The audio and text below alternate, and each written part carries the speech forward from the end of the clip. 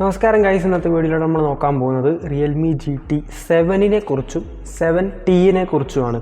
അതായത് Realme GT 7, 7T എന്ന് പറയുന്നത് റിയൽമി GT 7 സീരീസ് എന്ന് പറയാമല്ലോ. അപ്പോൾ ഈ രണ്ട് ഫോൺസും അത്രയും കൊണ്ട് കലങ്ങിയിട്ടില്ല എന്നാണ് എനിക്ക് പറയാനുള്ളത്. അതിൻ്റെ മുന്നേ ഒരു കാര്യം പറയാനുണ്ട്, ഞാൻ ഇപ്പോൾ വീട്ടിലല്ല ഉള്ളത്, ഞാൻ പുറത്താണുള്ളത്. അതുകൊണ്ടാണ് ഇങ്ങനത്തെ ഒരു സെറ്റപ്പിൽ ഞാൻ ഇരുന്ന് റെക്കോർഡ് ചെയ്യുന്നത്. നമുക്ക് വീഡിയോ മുടക്കാൻ പറ്റില്ല, അതുകൊണ്ടാണ്. അപ്പം ഈ ഫോൺ ലോഞ്ചായിട്ട് 2 ദിവസമായിട്ടേ ഉള്ളൂ. അപ്പോൾ ഇതിൻ്റെ 7നെ കുറിച്ച് നമ്മൾ ഫുൾ ഡീറ്റെയിൽസ് ആദ്യം പറയാം. കാരണം 7Tയിലേക്ക് പിന്നെ കുറഞ്ഞ ഡിഫറൻസസേ ഉള്ളൂ, അത് ലാസ്റ്റ് ഞാൻ പറയുന്നതായിരിക്കും. സോ റിയൽമി GT 7ൻ്റെ ബോക്സ് ആൻഡ് പ്രൈസിങ് നോക്കുന്ന സമയത്ത് ഒരു ബ്ലാക്ക് കേസ് വരുന്നുണ്ട്, ഒരു Type A to Type C cable വരുന്നുണ്ട്, ഒരു അഡാപ്റ്ററും വരുന്നുണ്ട്, അതായത് മെയിൻ ചാർജറും വരുന്നുണ്ട്. ആൻഡ് 8256-ന് 40,000 രൂപയും 12256-ന് 43,000 രൂപയും 12512 47,000 രൂപയുമാണ് വരുന്നത്. And for this price Realme GT 7 എടുക്കണം എന്ന് ഞാൻ പറയില്ല. അതിൻ്റെ കാരണം ഞാൻ ലാസ്റ്റിലേക്ക് പറയുന്നതായിരിക്കും. സോ വീഡിയോ അവസാനം വരെ കാണുക.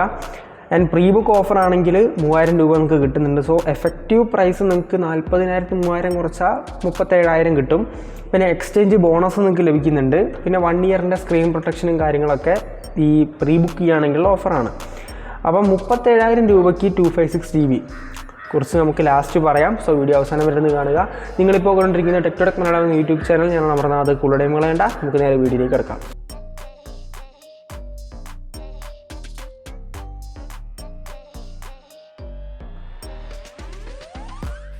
ഡിസൈനെ കുറിച്ച് പറയുന്ന സമയത്ത് നോർമൽ ഡിസൈനും കാര്യങ്ങളൊക്കെയാണ് വരുന്നത്. വലിയ ഫ്ലാഷി പരിപാടിയൊന്നുമില്ല. പക്ഷെ 3 കളർ വേരിയൻസിൽ ഒരു കളർ വേരിയൻ്റ് ഒരു പ്രത്യേക ഡിസൈനാണ്. അതായത് ആസ്റ്റൺ മാർട്ടിൻ്റെ കൊളാബറേഷനിൽ ഒരു റേസിംഗ് മോഡൽ ആ ഒരു സംഭവം കൊടുത്തിട്ട് അത്യാവശ്യം നല്ല രീതിയിൽ ചെയ്തിട്ടുണ്ട്. അതിന് പ്രൈസ് കൂടുതലാണോ ഡൗട്ടുണ്ട്.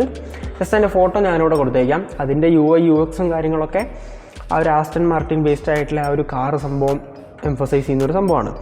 ആൻഡ് 206 ഗ്രാമാണ് വെയിറ്റ്, 8.3 mm ആണ് തിക്നെസ്, IP69ൻ്റെ വാട്ടർ റെസിസ്റ്റൻസും കാര്യങ്ങളും വരുന്നുണ്ട്. സോ ടോപ്പ് നോച്ചാണ്. വെള്ളത്തിൽ പിടിച്ച് മുക്കിയാലും കിടത്തിയാലും ഒന്നും ഒരു കുഴപ്പമില്ല. എന്ന് കരുതി കിടത്താൻ നിൽക്കണ്ട, വാറണ്ടി കിട്ടത്തില്ല ലിക്വിഡ് ഡാമേജിന്.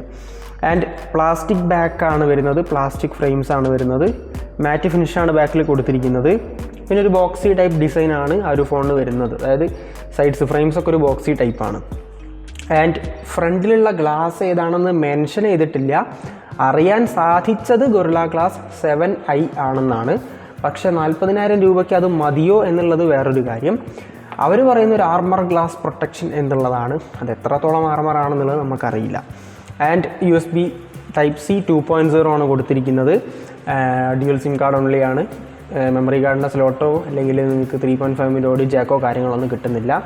ബാക്കിൽ മഴ ഉണ്ടാവും, വേറെ പല നോയ്സ് ഉണ്ടാവും, ചിലപ്പോൾ എക്കോയ്ക്കും സാധ്യതയുണ്ട്. അതൊക്കെ ഒന്ന് ക്ഷമിക്കുക എന്നും കൂടി പറഞ്ഞുകൊണ്ട് നമുക്ക് അടുത്ത് ഡിസ്പ്ലേ ആൻഡ് ഓഡിയോ ഡിപ്പാർട്ട്മെൻറ്റിലേക്ക് നോക്കുന്ന സമയത്ത് 6.78 ഇഞ്ചസിൻ്റെ 1.5K resolution AMOLED സ്ക്രീനാണ്.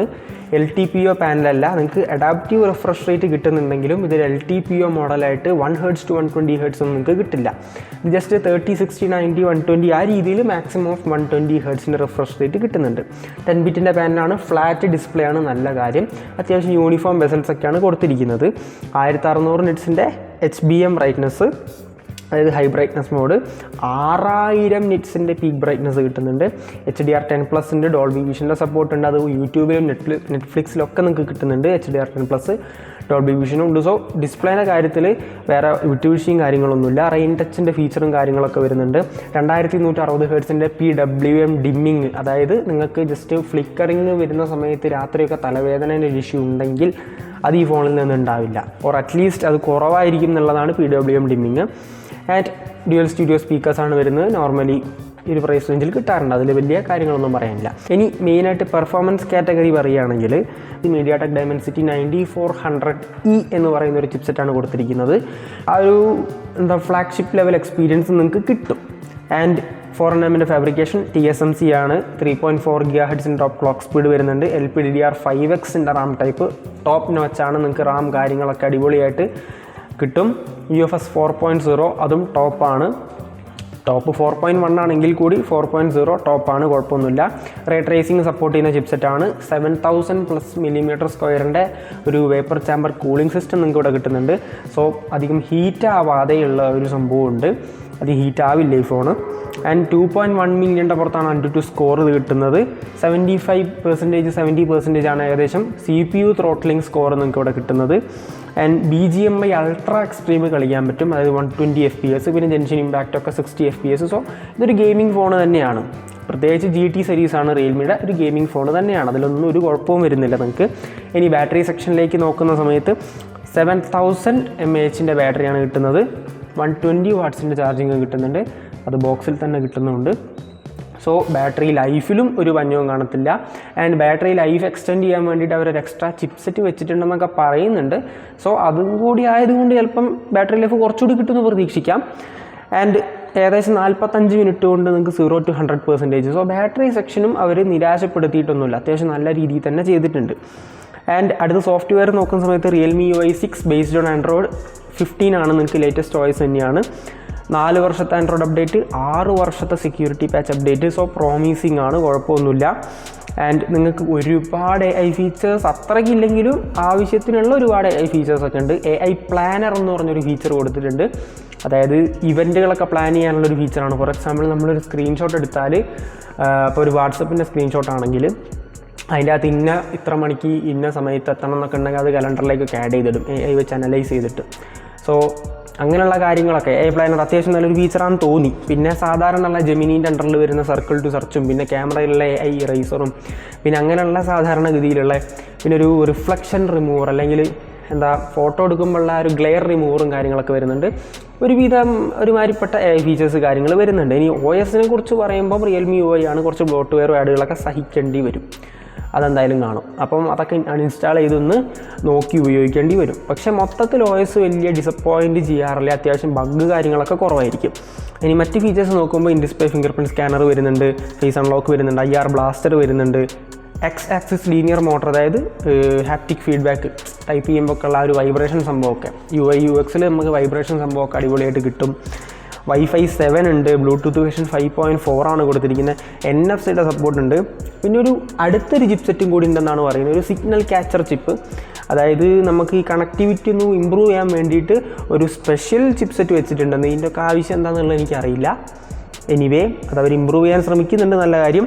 And last and finally ക്യാമറയെ കുറിച്ച് സംസാരിക്കുമ്പോൾ 50 മെഗാപിക്സലിൻ്റെ IMX906 ആണ് മെയിൻ ക്യാമറ. 8 മെഗാപിക്സലിൻ്റെ അൾട്രാ വൈഡും പിന്നെ ഒരു 50 മെഗാപിക്സൽ തന്നെയുള്ള 2x ടെലിഫോട്ടോ ലെൻസും കൊടുത്തിട്ടുണ്ട്. സോ സോളിഡ് ക്യാമറ സെറ്റപ്പ്, അതിൽ വേറെ കുഴപ്പങ്ങളൊന്നുമില്ല. നിങ്ങൾക്ക് പ്രൈമറി ക്യാമറയിൽ 8K 30 FPS ഷൂട്ട് ചെയ്യാം, പക്ഷെ അതാരും ഷൂട്ട് ചെയ്യാറില്ല. സോ നിങ്ങൾക്ക് യൂസബിളായിട്ട് 4K 120 FPS ഷൂട്ട് ചെയ്യാം, 4K 60 FPS ഷൂട്ട് ചെയ്യാം. 4K 60 FPS ആണെങ്കിൽ അത് ഡോൾബി വിഷനിൽ ഷൂട്ട് ചെയ്യാം.